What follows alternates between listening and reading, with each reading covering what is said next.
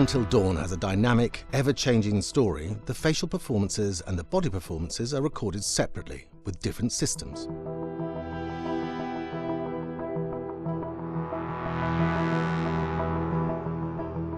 With the body capture, we use reflective bead suits and an infrared camera matrix system that drives the CG bone hierarchies in our character models.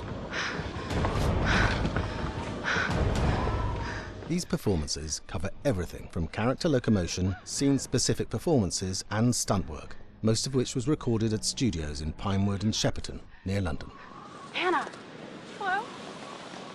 Combining all the elements seamlessly in the final game becomes a formidable editing and logistical task. Every variation, both physical and emotional, must be combined in these multi-edits. Scaffolding props have to stand in for the sets, because the hundreds of infrared cameras have to be able to see all of the reflective beads on the actor.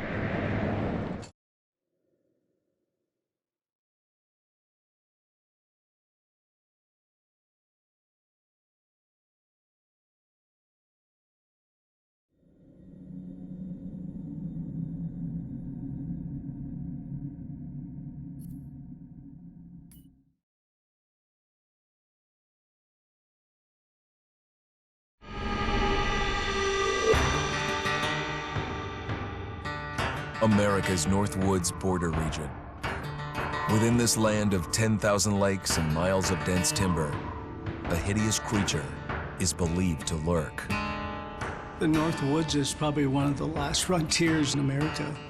There's still a lot of places in this area that hasn't been set foot by man. Monsters and mysteries exist here because it is remote. Up in the North Woods, winters are long. In times of biting cold and isolation, a devouring monster is believed to come forth. It's terrorized native people for generations. Growing up, I was told, like, don't go outside, the Wendigo will get you.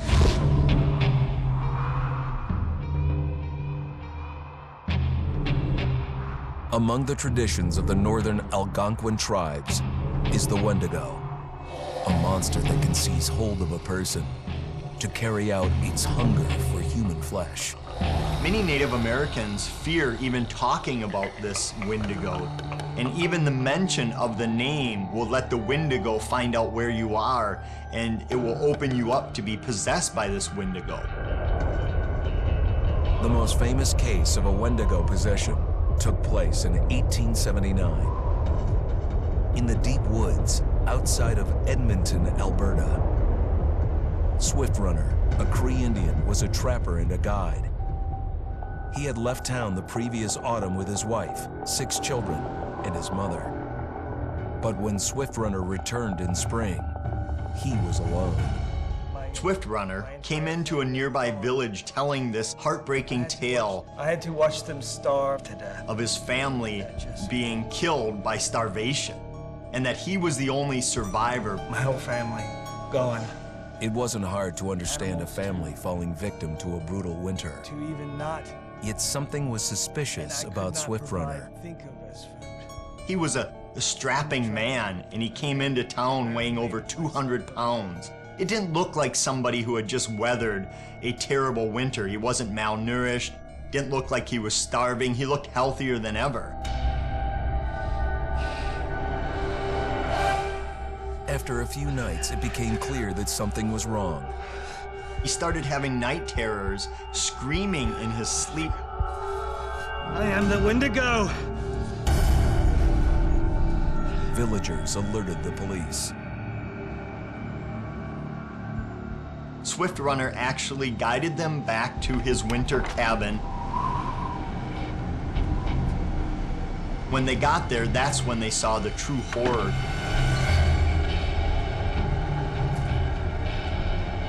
Human skulls were scattered around, many bones, some of which had been snapped in half and the marrow inside had been drained.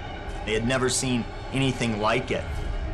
Swift Runner had killed his entire family, shooting them, hitting them with an axe, strangling, and then eating most of their bodies.